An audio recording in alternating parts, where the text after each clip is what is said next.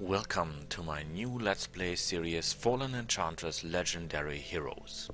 If you like games like Masters of Magic, Age of Wonders or Civilization, you will be finding this game very entertaining. Some of you may have played the previous games of this company, like War of Elements or Fallen Enchantress. They were already very good, but this one is quite a lot better. So, today I want you to take a ride on my train of thoughts, look out, and I will show you wonders, things to fear, things to admire, and, well, about most of the things this game can show you. It's all about choices. Our first choice is to make a new game. We could take one of the leaders and races that are already given to us. We will make our own leader.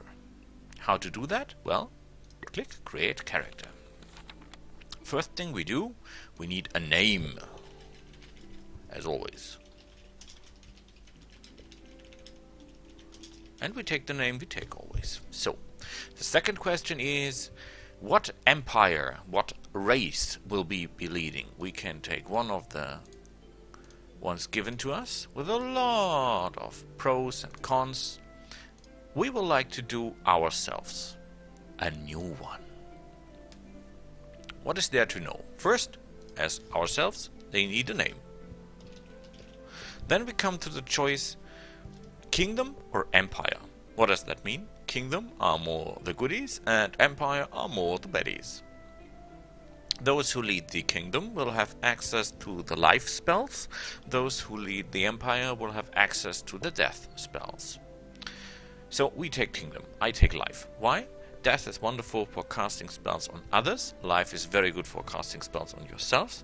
And if you've given to join the choice, in most games it's better to cast spells on yourself, because then it cannot happen that you're immune to them in most cases.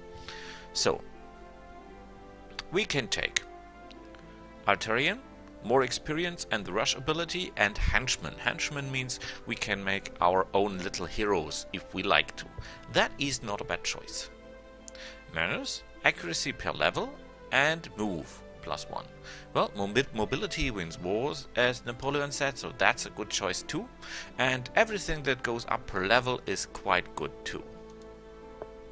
Ironious, 1 more hit point per level, guard ability, 30 spell resistance, very good, and your spells cost 50% more, my ass. No, we're spellcasters in this time. You can train golems. Well, you get them later on, so that's not so effective in my opinion. Amarian Blood, 1 dodge per earth chart, 1 initiative per fire chart, 1 spell mastery per water chart, and 1 spell resistance per earth chart. And you get the Soul Spark ability. This Soul Spark ability is a ranged magic missile. Well, a ranged attack on magic basis that every unit you have will have available for itself. Isn't that wonderful? And you get so many bonus for every shard. What's a shard? A shard is a power point on the map, on the global map. And there are many of these power points, so you can get many of these bonuses, and that for every creature you have. Isn't that marvelous? That's the reason we will take that. We can take the turns. Well, they're fast as long as you are small in numbers and you can double strike. Well, we do not intend to be small in numbers.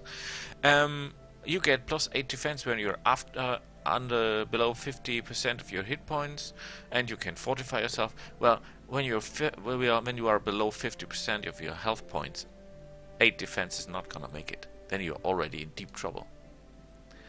Plus 20% dodge, -1 hit point per level, and the ability to use Waste Touch. Waste Touch gives you 1 life point. 1 life point. That's not gonna make the difference. You can be dodging a lot, but there are too many monsters you can't dodge. And we're up in the beginning. We will take these ones. Yes. Don't mind about the color. We come for that later. Now we have a lot of special abilities and 3 points to select. Let's look at them. Adapts, shard harvesting, so you can use this power points, and 40 additional mana. Yes, we want that. Because I'm showing you today, or in my Let's Play, a Essence build. A Essence Mana Beast build. So I call that. Later, what that means later. So, Assassin's Tools, this gives you access to special weapons. Binding allows you to recruit demons and elementals. Cult of the 100 Eyes, you can have a lot of spiders in your army and hatch them. Defensive, you get 100 spears and shields and better defenses. Flesh Tome, you get access to special spells. And you can destroy shards in your own territory to gain mana. That is a last resort spell. We have no need for last resort things. Great Hammers, you get access to extra hammers. They are lighter and have a better attack. This one gives you the ability to breed war horses and to build a bazaar, which gives you more money. Your caravans. Caravans you know from Civilization not. Where are caravans? Well, I think in Age of Empires, caravans. They make money, you know? Luck? Well, who needs it? We get talent. We do not need luck. Mastersmith? Yeah. Faster weapon production, but too expensive for 2 points. Quick? Now come on, show it to be. Initiative plus 10%. So if you got initiative 2, this is going to make a huge difference. Yes. Slave Lord. That's funny. If you raise a city, we're not raising cities, we're conquering them. And if you beat Man or Fallen, you get 1 more population point. Hooray! There are not enough Man and Fallen on this map to make this worth 2 points. 1 point perhaps, but 2 no. This will allow us to get more books, more spell books, so we can cast more spells. That's very interesting. The only problem is it costs 2 points. No sir. Wanderlust. This will make special items for heroes available later on. Warriors. Yeah. Barracks and more training. It gives primarily a boost in technology research. Archers. Nice thing, but ranged weapons are not that powerful in my opinion in that game. You will see why later on. Betrayers. We can take over other cities. Wonderful. It costs 1000 Gildar. That's the coin here. Trust me, that's a hell of a lot of money. Civics. We start with the civilization technology. Whoa. Well, we can just develop that by ourselves. Same as this, but we get 40 mana bonus. Here we get no bonus. Death Worship. Well, spells to kill others. Nice, but no. Enchantress. We get an extra staff, additional dodge, and another staff that fires lightning. Ooh, we're not impressed. Wait a minute. Unlocks the Scrying Pool improvement, which gives an extra essence. Essence is the thing that keeps us alive. It gives us mana, it gives us research, it gives us everything we need. Essence. Very important. Most important in my opinion. Yes, essence, please. X Mastery, more X's. Okay. Heroic. We get more experience when we make a quest. Well, finding a quest first. Light Blade. Well, if you like it. It's cost nothing. Master Scouts, that's very, very nice. The problem is we do not have the point because we need to take something else. As always, movement is king, but I'll show you another way to get this without paying one of your faction points for it. Masterwork Chainmail. A lower defense, lighter and cheaper to craft than plate. Well, no. Scholars, yes, more research. And we got knowledge from the start. You see, same with this, but we get an extra bonus. Stealth. Monsters won't attack player units. That's nice, but we'll live with that. Except the dragon is behind our tail. Tough. 10% hit points. You've got 8% for starters. 8 hit points for starters, for example, with your normal units. Woohoo! Warrior Cased. +1 level. No, not worth a point. Okay. We've got the 3 we need. Now we need a chest. There's only one chest that suits us, and that's the book. Why? Because we will play this by the book. So, we can take a weakness to get 1 more point. Yes, greed, greed. No, don't do this. Trust me. Uneducated, not good. No ranged weapons is an idea, but maybe later on that will be helpful. Oh, this is something we could take in theory. No armor. No, we need armor. Rebels. Minus 10% unrest. Plus 10% unrest in every city. No, we tend to have a lot of cities. Vulnerability to magic to all units. No, we'll have that with our hero. And if our hero takes that as negative 0.2, we will have a hero that is killed by a normal magic missile. Well, that is not our faction color. This is. That is not our clothing color. That is our second clothing color. That's not our hair color. That's our hair color.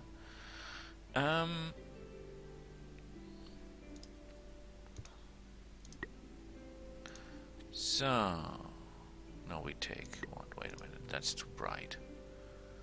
We take that one. And a secondary color, we take that one. Wonderful. Don't know if that looks right, but that's how we will look. Okay, a faction backstory. Let's play race for you. So, wonderful. We have our strengths, we have no weakness. We could change this no ranged weapons thing and get mobility for that. That's an idea, but no. No, no, no. Don't be greedy. So, race of Calderon, we are male, that's perfect. We must enter our name again.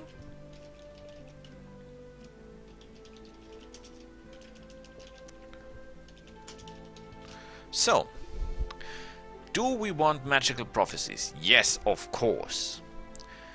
Everyone costs 2 points, so we can only buy 3 of them. Air, what will we get? Evade, haste, and propaganda. 1 guilder per essence. That's not that bad. And if we put it 1 higher, we will get Turtledge, what I like. Gains experience faster. Aura of Grace, which is nice. Guardian Wind, also nice. But no. Earth. Enchanted Hammers. Yes, ladies and gentlemen. Very important. Because then our city will produce things faster. 1 more gives us Nature's Call, Stone Skin, and Tremor. No, we're not taking this. We can rise it later when we have it. Fire.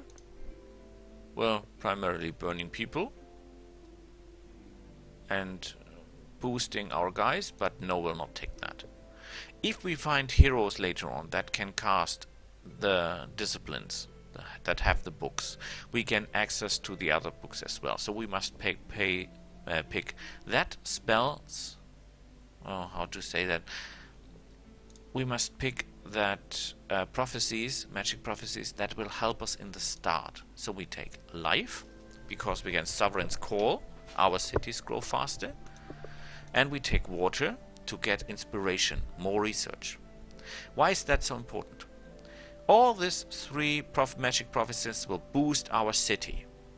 We do not need spells in combat. We have no mana for that either. And if we have mana for that, thanks to the fact that we are Amarians, we can cast Soul Spark. So, no combat spells are needed. Now we come to the profession. We can pick 1 profession only. Normally I would take normal, because minus 10 unrest in all cities. We'll have a lot of cities, so that will be omnipotent in my opinion. Normally you pick adventurer, more fame. Fame is important to get more heroes. The more fame you have, the more heroes you have. You cannot buy heroes in like the old games. Bandit lords. You get 2 bandits. Hooray! They cost money we don't have in the beginning. And you can convert bandits, which cost money. 25 gold per bandit, and bandits are not that strong. And you'll have to pay them, so no. A diplomat. Value of traders. so we can sell things for more money, and you got the silver tongue ability. For 100 guilder you can take over trained units. First problem, have 100 guilder. Second problem, find a trained unit. Third problem, pay the trained unit afterwards. No. Hunter, plus 50 attack versus beasts. Well, this only works for ourselves. It requires us to attack the enemy, and then it must be a beast. No. Scholar, 20% research. Yes, guys, only if you are staying in the city. Yeah, we have no time to stay in the city. We must go out. We must do our work. We must explore, slay beasts, gather items. No time for sitting ducks. Warlock, your unit spells does 25% more damage. Well, that's nice, but no, we can get that another way. Armorer, all units get 25% to their defense. That sounds great. Problem is, our units have no defense to speak of. Beast Lord, take control of enemy beasts. First problem, find beast. Second problem, have 40 mana. Third problem, how to overcome the enemy's spell resistance. General, 25% more of experience. Well, you have to survive a battle before that kicks in. Noble, as I thought, very good. Shammaner, you can summon Shadow Walk. That's nice, but that costs upkeep, and he costs mana. Warlord, minus 50% of 2 unit wages. Well, most units are not that costly, luckily for us, so that will kick on later, and later we'll not need that. We need a good start. That's all about it. A good start. So we take the Beast Lord because we will be essence wielding guys, we will be mages. We will have mana as if I do everything right up our ass, and then we can pay that beast taming thingy. Talents. We have no points left, so we could take one of this down and take 2 disciplines, for example, or 2 talents. We've got attunement, 2 mana per season. Hooray!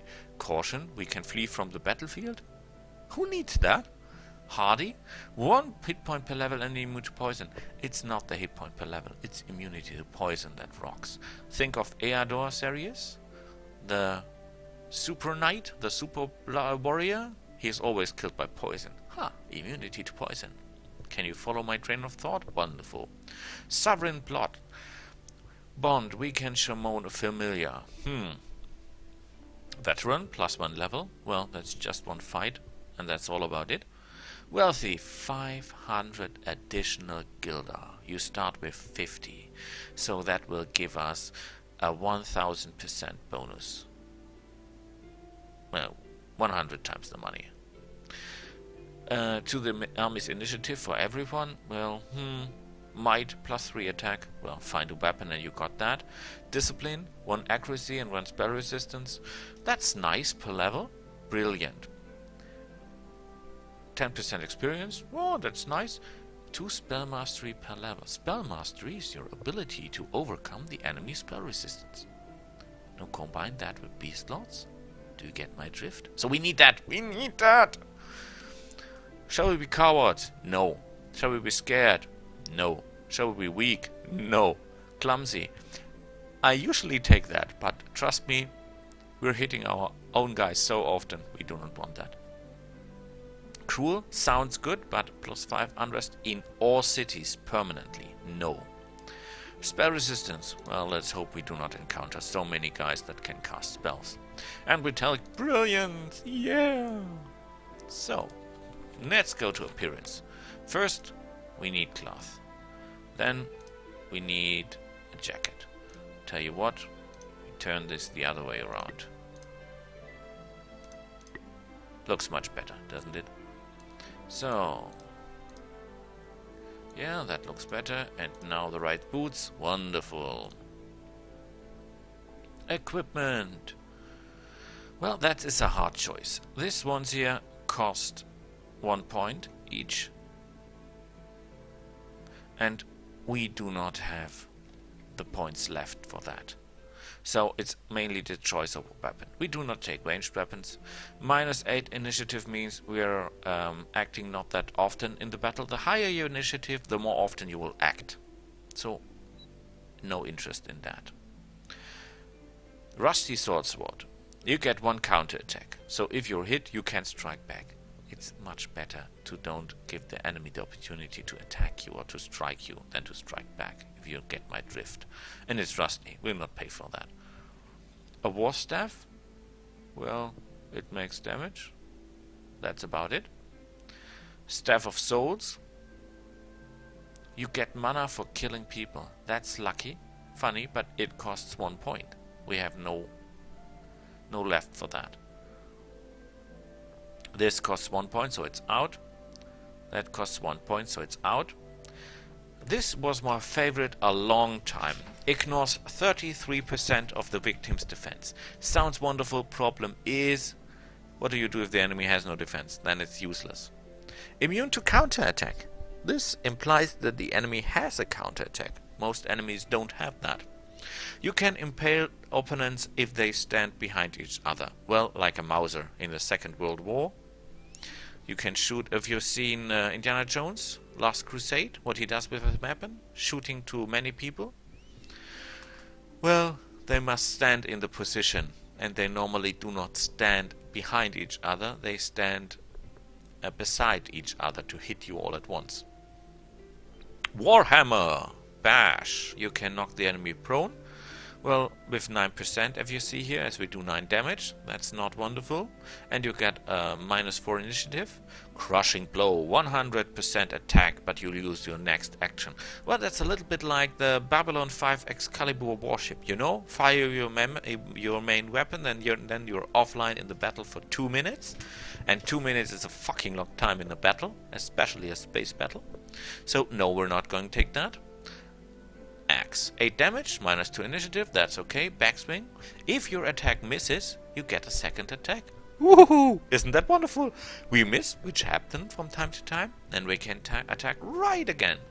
That's our baby. And cleave, you can strike 3 ejected enemies. They will often stand eject because they try to swarm you. They try to get a hit from you from all directions. So that's our motto.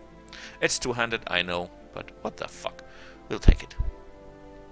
And it had good damage. It's the second powerful weapon in the starting equipment. So take the axe. My old friend Roberts always played a barbarian in our role-playing times, and he always said, I'm not wielding an axe. I'm wielding an axe. Yes, and that's just what we'll do. Well, let's get a decent haircut. Make him look a little bit more piggy. Give him eyes. Give him a nicer face. Yes, because we're nice guys. Yeah, that looks like good. And we're leader. So stand like a leader. Wonderful. Backstory. That's okay. And next. Yeah, we want to look in the future. And we want to be in a castle. Yeah, wonderful. We've got a name. We've got all we need. We can click go next. And now is the question, how big and how should the world be that we are invading? Well, random is okay. Huge, as big as possible, of course. Map type balance is okay. Wildland frequency is good. Production normal is good. Quest frequency balanced is good.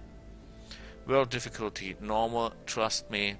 If the monsters are higher, you do not want to have a dragon from the start behind you. Monster frequency, yes, a lot of monsters, that's okay. Normal technology, that's okay. Magic strength, yes, that's good, because we need a lot of shards for us to work. Resource frequency moderate, that's okay. Random frequency, yes, because I want to show you the marvelous events that can happen in the game. So, we want 10 opponents. Oh no, we want 13 opponents, that's maximum. Challenging. Can we take bigger than that? No, we cannot. Okay, 13, that's okay. Empire versus Kingdom, that's okay. Challenging. That's the hardest available without the enemy getting bonuses. And I do not want to make to enable my enemy to do things that I cannot do. I like high difficulty, but only if the enemy can do no things that I cannot do. Well, normal surrender. So, all 4 spell conditions, victory conditions are activated. And then we'll play. But that we will see in the next Let's Play. Thanks for watching. See you then. Bye.